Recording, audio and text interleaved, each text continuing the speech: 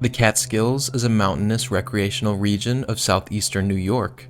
It stretches along 4 counties in northern New York, including Sullivan County, Fallsburg. This summer destination is marked with some of the best lakes and mountain peaks, which have small towns and amusement hotels. The prime recreational belt also offers a variety of breathtaking flora and fauna. Out of 750,000 total black bears in North America, almost 6,000 are found in New York alone.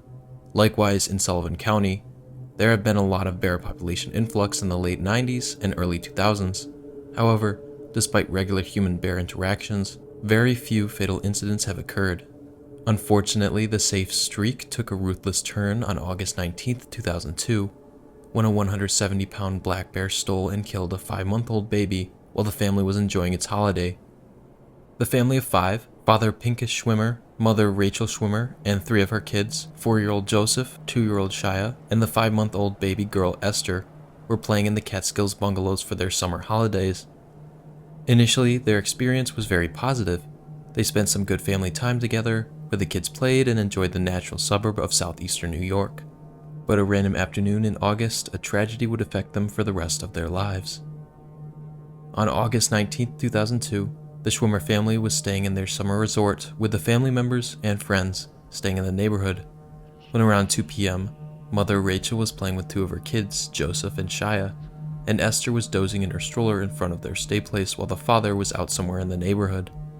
During this time, a black bear crept on the scene from the non-fenced dark bushes behind the staying zone. Seeing the baby alone, the predator stalked forward quietly. As it approached the slumbering baby, someone from the neighborhood shouted at the mother. Rachel turned around hysterically. She was about 25 meters away from the bear, but as soon as her brain could process what was happening, the bear opened its mouth and took the baby. Rachel, seeing her little girl being stolen by a dark predator, shouted to scare the animal away, but the bear looked fearless. As soon as she tried to move forward to save her Esther, a freezing thought hit her mind, reminding her of the safety of her 2 other kids. So before going behind the already attacked kid, she took the toughest decision of her life to shuttle Joseph and Shai into the house for safety. It took some moments, but they were enough for the bear to sneak and run away. It all happened in a matter of seconds, the last time Rachel saw her little kid alive. Seeing the bear stealing her little girl while shouting, the members of the neighborhood gathered and ran to help the family. After securing both of the kids inside, Rachel ran after the bear. Her husband also appeared on the scene, and everybody started to chase after it. Pincus grabbed a fallen branch of a tree to slam the bear, but before he could do that, the bear stopped, turned, and lanced a paw on him, which left him with a 3-inch gash on his shoulder.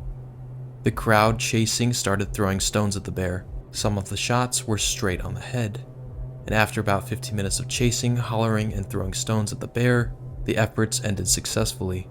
The bear opened its locked jaw and dropped the baby. Rachel was screaming and crying.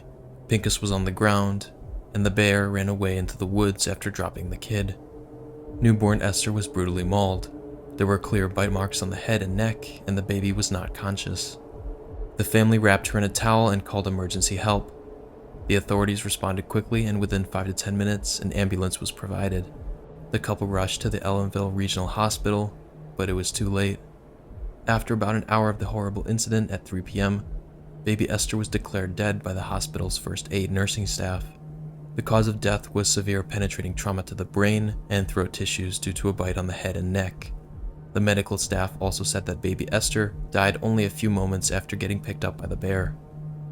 On the other side, Fallsburg police were informed about the brutal incident, and they forwarded the command to an officer on duty, Mr. David Decker.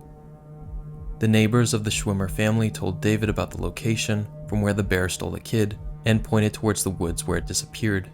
David followed the beast's direction into the woods for some time and finally located it. At first, the bear looked fearless. It was standing still, holding the position. After a few moments, when David shouted at it, the bear ran and tried to climb up a nearby tree. He knew that the animal was a threat to the community, so he drew his .40 caliber pistol out and fired 3 shots, 2 of which were on the head, while 1 hit the back, which killed it. He informed the Forest Service Department, and the bear's body was taken to the state laboratory. The investigative reports revealed that the bear's blood test for rabies is negative, which tells that the animal was psychologically normal, and the gruesome act of mauling a baby to death was totally under conscious control. Moreover, the examination of the bear's stomach included aluminum foil and human food leftovers, showing that the bear was around the bungalow people for the last 72 hours and that it was not afraid of humans.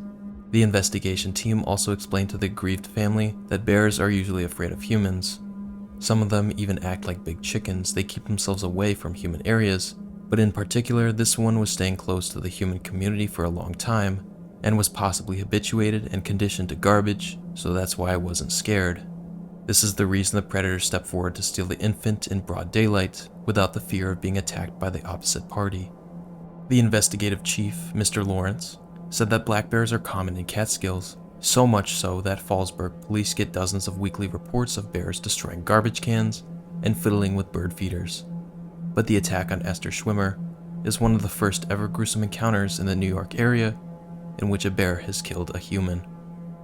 The reason behind the bear's violent attempt of killing is still unknown. However, the investigative officer Lawrence made an assumption saying that the area was under mild drought for the past few months, especially for acorns and berries, on which bears feed for 80% of their diet.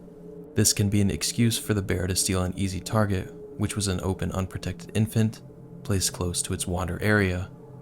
The incident proved to be a piece of bad luck for the Catskill Summer Bungalow colony, as the residents felt terrified and started leaving the colony after a few hours of the incident.